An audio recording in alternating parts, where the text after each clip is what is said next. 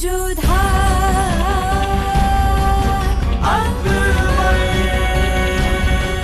ये धारावाहिक किसी प्रकार की ऐतिहासिकता का दावा नहीं करता। तत्कालीन परिस्थितियों को दर्शाने के लिए आवश्यक और उचित नाटकीय रूपांतर किए गए हैं। ऐतिहासिक रूप से जोधाबाई के स्थान पर हरकाबाई, हीर कुंवर जैसे नाम इतिहास में प्रचलित हैं। ये धारावाहिक किसी भी सामाजिक परंपरा और पारिवारिक संबंधों का ऐतिहासिक दावा नहीं करता है। इसका उद्देश्य किसी भी समुदाय की भावनाओं को ठेस पहुंचाना नहीं है। होशियार बादशाह जलालुद्दीन मोहम्मद तशरीफ ला रहे हैं। जिंदाबाद जिंदाबाद जिंदाबाद जिंदाबाद जिंदाबाद। आज आप सबके बीच यहाँ कुछ ऐसे हैं जो पहले जंग में जा चुके हैं, जो जंग लड़ चुके हैं, और कुछ ऐसे भी हैं जो पहली बार जंग के मैदान में कदम रखेंगे। लेकिन जो एक बात कायम थी है और हमेशा रहेगी, वो ये कि आप सब मुगल सल्तनत के सिपाही हैं जिसने कभी शिकस्त नहीं खाई, और हमें भी हमेशा फतेह चाहिए। इसलिए जो एक सवाल हमारे जहन में है, जो हमें आप सब से करना है, आज वो हम आपसे करेंगे कि आप सब के लिए क्या मायने रखता है जंग में दुश्मन का खून बहाना या मरते दम तक लड़ना। गलत। हमने आप सबकी कुर्बानी कभी नहीं चाहिए। आप सबको मुगल सल्तनत की फौज के लिए चुना गया है, उनका तालीम दी गई है, बेहतरीन हथियार दिए गए। हम कभी नहीं चाहेंगे कि आप बेफिजूल में अपनी जान खर्च करें। मुगल सल्तनत के किसी भी सिपाही की जान इतनी सस्ती नहीं जो इतनी आसानी से खर्च कर दी जाए। आप सबको मुगल सल्तनत की हिफाजत करनी है, उसके दुश्मन से जंग लड़नी है, उसके दुश्मन का खून बहाना है। लेकिन हम चाहते हैं कि आप में इतनी समझ हो कि आप अपने दुश्मन में फर्क पैदा कर सकें। दुश्मन की रियाया, उसकी औरत, उसके बच्चे, उसके बूढ़े कभी दुश्मन नहीं होते। इसलिए हम नहीं चाहते कि कभी भी किसी भी मजलूम पर शमशीर उठाई जाए। हम एक गाजी फौज के साथ साथ एक समझदार फौज चाहते हैं। हम चाहते हैं कि आप अपने दुश्मनों के दिल में ऐसा खौफ पैदा करें कि वो नींद में भी चैन से सो ना सके, और अपने दोस्तों पर, उन मजलूमों पर, उनके दिलों में ऐसी इज्जत पैदा करें कि वो बेखौफ होकर जी सके। मुगल सल्तनत जिंदाबाद जिंदाबाद जिंदाबाद जिंदाबाद।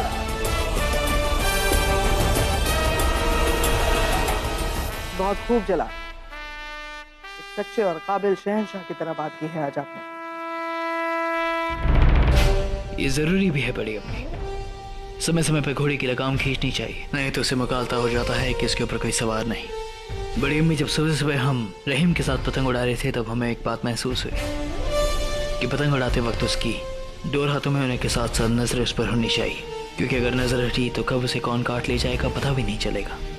इसलिए जब तक पतंग शान से उड़ेगी लोग आपकी ओर देखेंगे, आपकी वाहवाही करेंगे, लेकिन जैसे ही पतंग कटेगी, जैसे ही आपकी नजर उस पर से हटेगी, उस गिरती हुई पतंग के साथ साथ लोग आपको गिरी हुई नजर से देखेंगे। ये मुगल सल्तनत की फौज उसी पतंग की डोर की तरह है जो हमेशा हमारे हाथों में रहेगी, हमारी नजर हमेशा इन पर रहेगी। याद आए वो दिन जब आप छोटे थे, इतने से, और अब देखिए अब बढ़ते दिन आपकी काबिलियत, आपकी शोहरत बढ़ती जा रही। फक्र है हमें जलाल आप पर, आए दिन हमें आप पर पहले से ज्यादा फक्र होता है। हम मानते हैं कि आपके रगों में हमारा खून नहीं है, लेकिन हमारे दूध ने आपको पाला है। फक्र है हमें जलाल कि हम आपकी अम्मी हैं, बड़ी अम्मी। अल्लाह करे आपका मुस्तकबिल और रोशन। सब आप ही की मोहब्बत और आप ही की सीख है बड़ी अम्मी। आइए।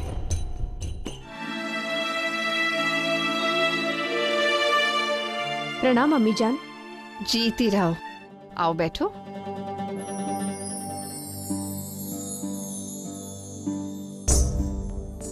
अम्मी जान, हमें कुछ अच्छा नहीं लग रहा है। ऐसा क्या है जोधा बेटा? शहंशाह ने जो बख्शी बानो के साथ किया, इस प्रकरण में जो कुछ भी हुआ है गलत हुआ है।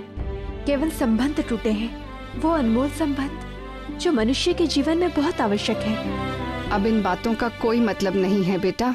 हम जलाल को जानते हैं। उसने एक बार फैसला ले लिया तो चाहे उसे कितनी भी तकलीफ क्यों ना हो, वो मुड़कर नहीं देखेगा। उसने अपनी बहन से रिश्ता तोड़ लिया है। अब खुद टूटकर भी ये जिद निभाएगा। वो अपनी सालगिरह पर भी पक्षी बानों की मौजूदगी बर्दाश्त नहीं कर पाएगा। हम समझते हैं अम्मी जान, शहंशाह ने सब कुछ इसलिए किया ताकि प्रजा को गलत संदेश न जाए। उन्हें ये न लगे कि शहंशाह ने परिवार के मोह में आकर न्याय से नाता तोड़ दिया है। परंतु जिस पीड़ा से शहंशाह गुजर रहे हैं उसे कोई नहीं समझ सकता। शहंशाह होने का जो मूल्य उन्हें चुकाना पड़ रहा है उसे हम में से कोई भी नहीं समझ सकता है। जलाल के अंदर का भाई एक शहंशाह को कमजोर न कर दे, इसीलिए उसने बख्शी बानो की सजा का फैसला तुम पर सौंपा था। शहंशाह होने के नाते उन्होंने निर्णय लिया, परंतु क्या एक भाई अपनी बहन को क्षमा नहीं कर सकता है? अब सब कुछ जलाल के हाथों में है जोधा। हम तुम इसमें कुछ नहीं कर सकते और हमें लगता है कि तुम भी इस मामले में ना पड़ो तो बेहतर है। कहीं भाई बहन के बीच आई दरार को भरने की कोशिश में तुम्हारे और जलाल के बीच कोई खाई ना आ जाए। कुछ जख्मों का वक्त ही मरहम होता है बेटा। हम चलते हैं।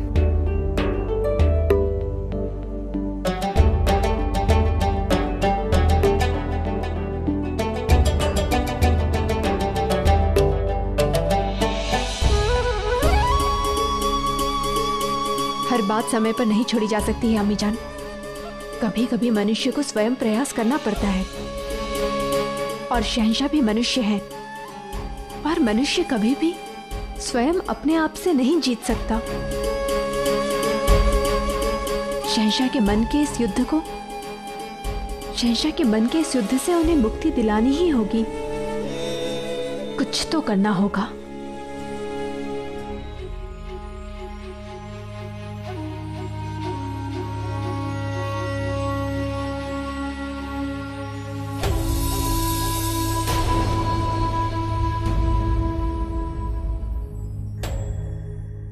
भाईजान, हम आपको कह चुके हैं कि आपका चेहरा भी नहीं देखना चाहते, तो फिर क्यों आई हैं आप यहाँ? भाईजान, हम आपके लिए तोहफा लाए हैं। कुछ नहीं चाहिए हमें। अब पहले ही बहुत कुछ दे चुके हैं हमें। इससे पहले कि हम अपने गुस्से से खुद पर से काबू खो दें, आप चले जाइए यहाँ से। जो कुछ भी आपने किया है वो गुनाह असीम है और आज हमारी सालगिरह है। हम नहीं चाहते कि आप हमारे सामने भी आए, इसलिए हम कह रहे हैं चले जाइए यहाँ से।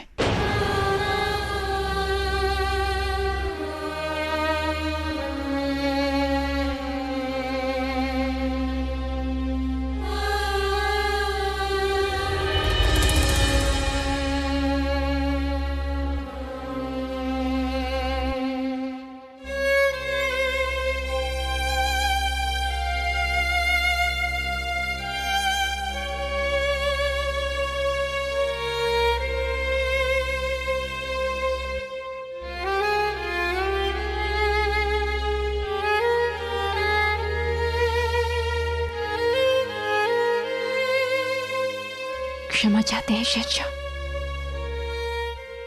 आपकी अनुमति के बिना हम आपके कक्ष में आए, पर हम आपसे विनती करते हैं आप बख्शी बानो को क्षमा कर दीजिए। भाई है आप उनके अपराध का। जोधा बेगम, इस बारे में हम आपसे कुछ भी बात नहीं करना चाहते। हमने आपको उनको सजा देने का मौका दिया था, आप उस मौके का इस्तेमाल कर चुके हैं। अब ये हमारा साथी मामला है, हम नहीं चाहते कि आप इसमें दखल दें, तो बेहतर होगा।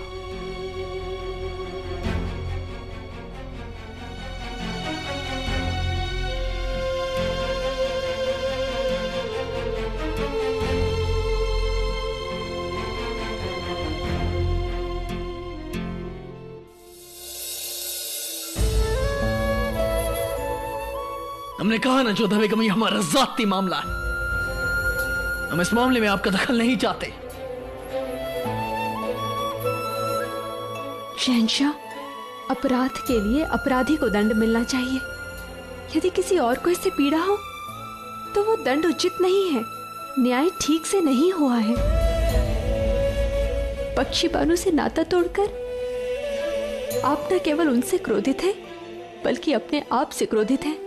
हमसे क्रोधित है, पूरे संसार से क्रोधित है। इसलिए हम आपसे विनती करते हैं, उन्हें क्षमा कर दीजिए।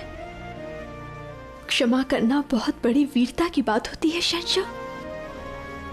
कर दीजिए उन्हें क्षमा।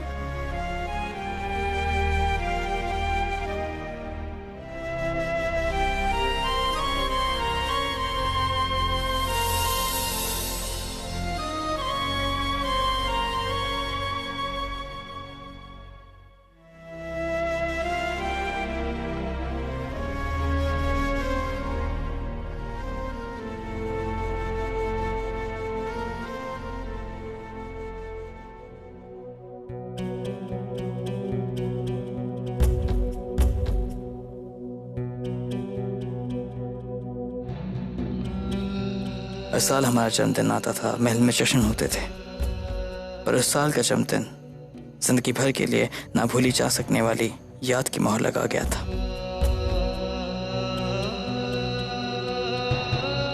हमें आज भी याद है, हमारे जन्मदिन की तैयारियां हफ्तों पहले ही शुरू हो गई थी। हम कहाँ जानते थे कि वो दिन हमारी जिंदगी को पूरी तरह बदल के रख देगा।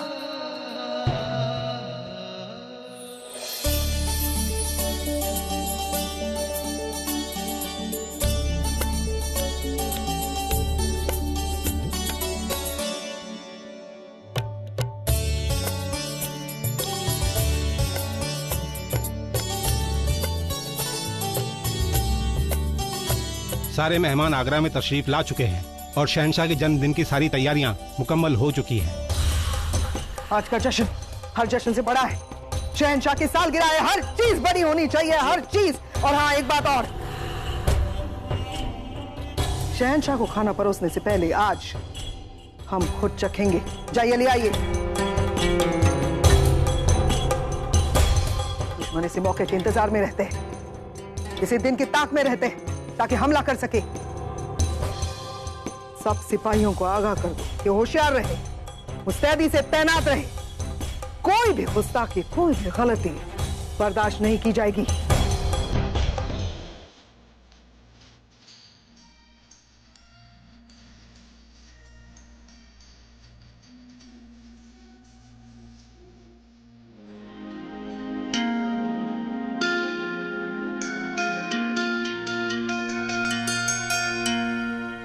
अस्सलाम वालेकुम अम्मी जान, आप यहाँ?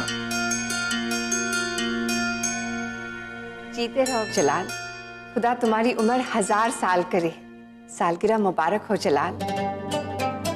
हम चाहते हैं बेटा कि आज के दिन सल्तनत में खैरात और तोहफे तकसीम किए जाएं, कैदियों को रिहा कर दिया जाए।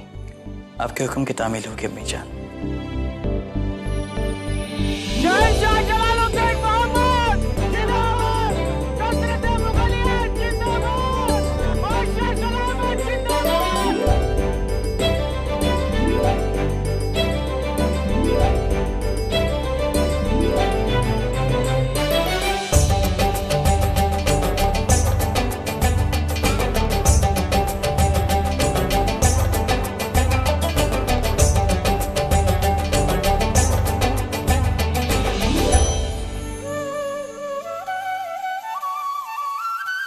जोधा,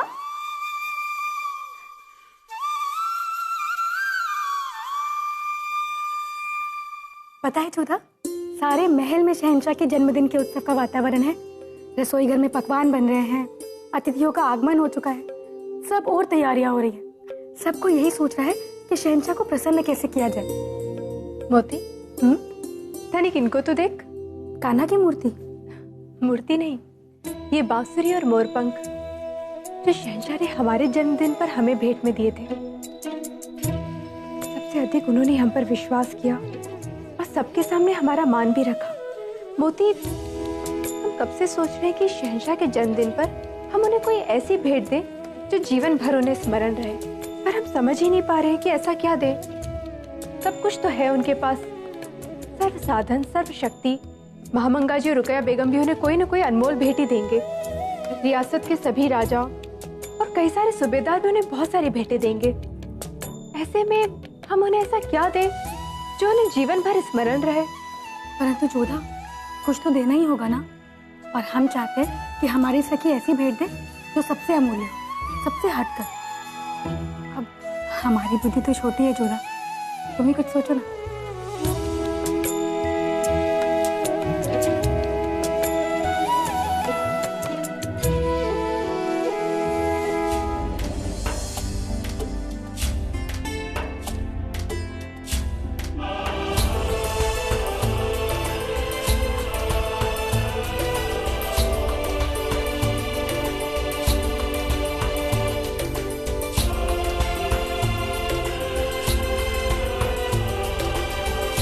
बादशाह को सालगिरह मुबारक हो। हुजूर पर हमेशा खुदा की रहमत बनी रहे।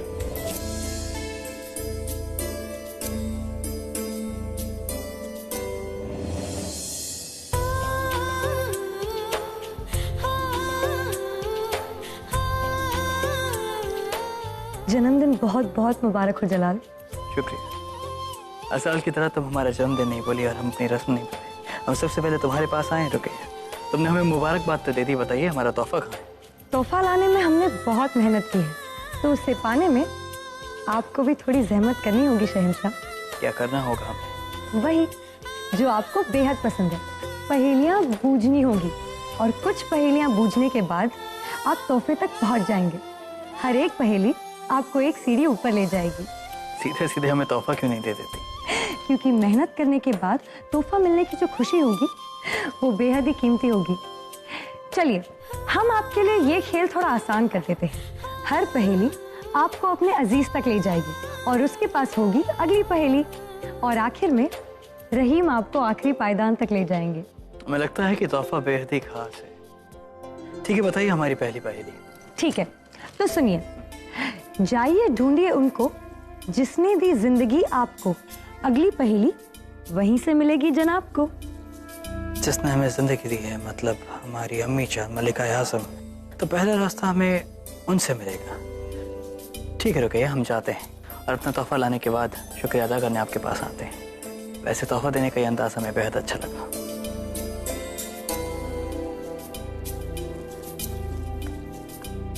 लीजिए, शहंशाह ने तो चुटकी में पहली पहेली सुलझा दी। हमने बनाई ऐसी थी क्योंकि हम चाहते हैं जलाल जल्द से जल्द हमारे तोहफे तक पहुंचे। बादशाह जलालुद्दीन मोहम्मद तशरीफ ला रहे हैं। सालगिरह मुबारक हो जलाल।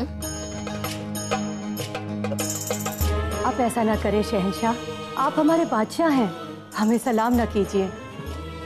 हम एक बादशाह बाद में हैं, पहले वो शख्स हैं जिसे आपने पाल पोस के बड़ा किया। आपका ओहदा एक बादशाह के ओहदे से कहीं बड़ा है। आप एक सलाम के हकदार हैं। हम सबकी ओर से ये तोहफा है जलाल।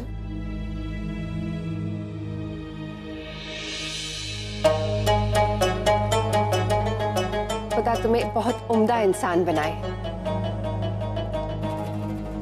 शुक्रिया अम्मी जान।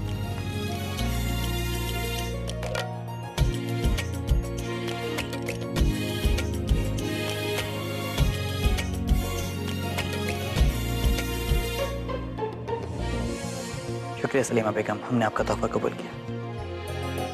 अगर इससे बड़ा तोहफा वो बेशकीमती मशवरा था जो जोधा बेगम के मामले में आपने हमें दिया। अच्छा अम्मी जान, वो हम रुकैया बेगम के साथ एक खेल खेल रहे हैं कि अगर हमें अपने तोहफे तक पहुंचना है तो हमें पहेलियों को सुलझाना है। चलो अब हम तुम्हें पहेली बता ही देते हैं जलाल।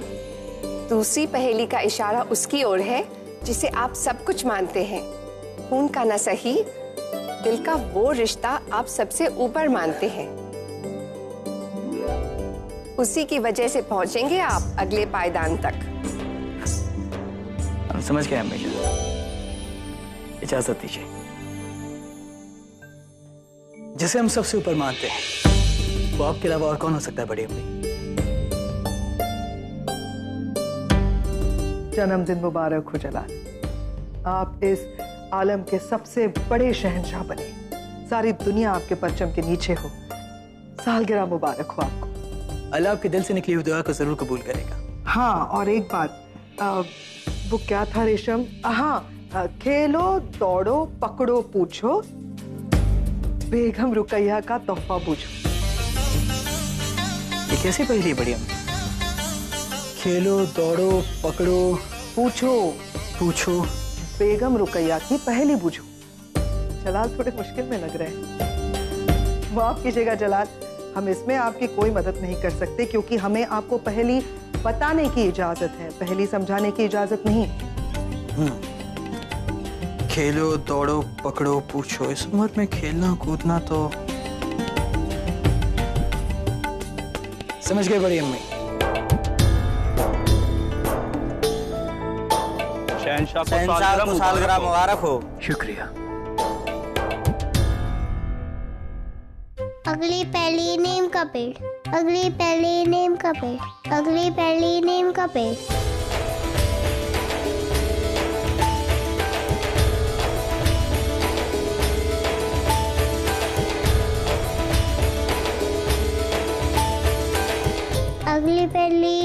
अगली पहली कौन सा पेड़? अगली पहली तुलसी का पेड़, अगली पहली तुलसी का पेड़। सलाम वालेकुम खाने खाना, कैसे हैं आप? सलाम शहंशाह, जन्मदिन मुबारक हो। देखिए हमने आपके लिए तोहफा तैयार किया है। बहुत खूब खाने खाना, शुक्रिया। हमने सुना है कि रुकैया बेगम की पहेली में आप भी शामिल हैं। अच्छा वो आप जल्दी आ गए, हम सुबह से ही पहले ही रात रहे थे, अगर भूल जाते तो बताइए वो पहेली क्या है? अगली पहली तुलसी का पेड़, जाओ ढूंढो तुलसी के पेड़ के पास, आपको मिलेगा एक तोहफा खास। हमारा काम हो गया, हम चले खेलने। सलाम।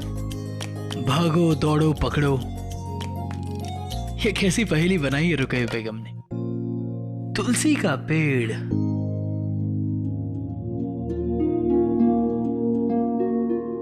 तुलसी के पेड़ के पास तो जोधा बेगम होती है। कमाल है रुकैया बेगम, अपनी पहेली में आपने जोधा बेगम को भी शामिल कर दिया।